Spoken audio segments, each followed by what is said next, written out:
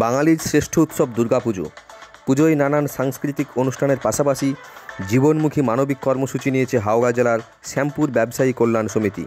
কবি সম্মেলন, যোগব্যায়াম প্রদর্শনী, অঙ্কন প্রতিযোগিতা, রক্তদান শিবির এবং পশ্চিমবঙ্গ বিজ্ঞান মঞ্চের সহযোগে মরণোত্তর অঙ্গদান ও দেহদানের আহ্বান জানানো হয় মণ্ডপ প্রাঙ্গণ থেকে।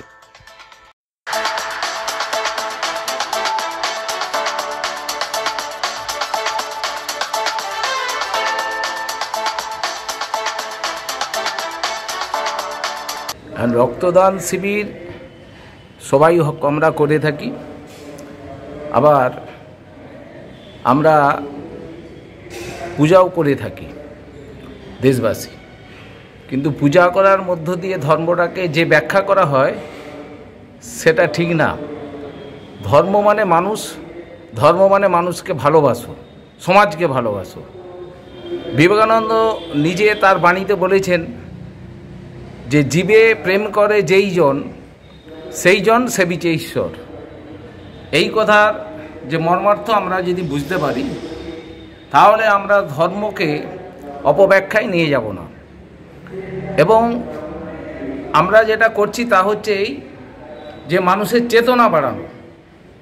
রক্তের প্রয়োজন, আমার যখন রক্তের প্রয়োজন হবে আমি রক্ত নেব, যা লাগবে তাই নেব, কিন্তু আমি যেন অন্য কারো সহযোগিতায় না লাগি, এই দিকটা দেখতে হবে। রক্তদানের প্রয়োজনীয়তা সবাই আমরা বুঝি, কিন্তু এটা বুঝি না যে রক্ত আমাকে দিতে হবে। রক্তটা কারখানায় তৈরি হয় না, রক্তটা সোনা দোকানে তৈরি হয় না, রক্তটা তৈরি হয় মানুষের শরীরে। আর মানুষই যে রক্ত দিতে পারে এই চেতনাটাই হচ্ছে তফাৎ। এই চেতনাটা আমরা দিতে পারার জন্য আমরা কি করছি, স্কুল ছাত্রদের এনেছি 21 তারিখ থেকে, আমরা শিক্ষক মহাশয়দের এনেছি মঞ্চে, যারা চেতনার বাহক, কবি, শিল্পী, সাহিত্যিক যারা লেখেন তাদেরকে আমরা মঞ্চে আনিয়েছি যে এইসব বার্তা দিন, সমাজকে সচেতন করতে হবে।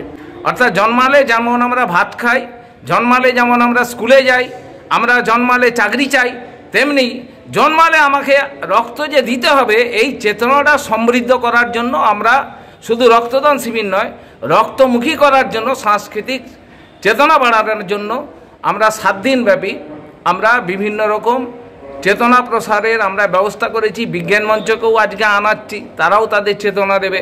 এইভাবে সমাজমুখী বিভিন্ন প্রতিষ্ঠান, গণমুখী প্রতিষ্ঠান, তারা হচ্ছে বিভিন্নভাবে মানুষকে বোঝানোর চেষ্টা করছে, শুধু আমরা না।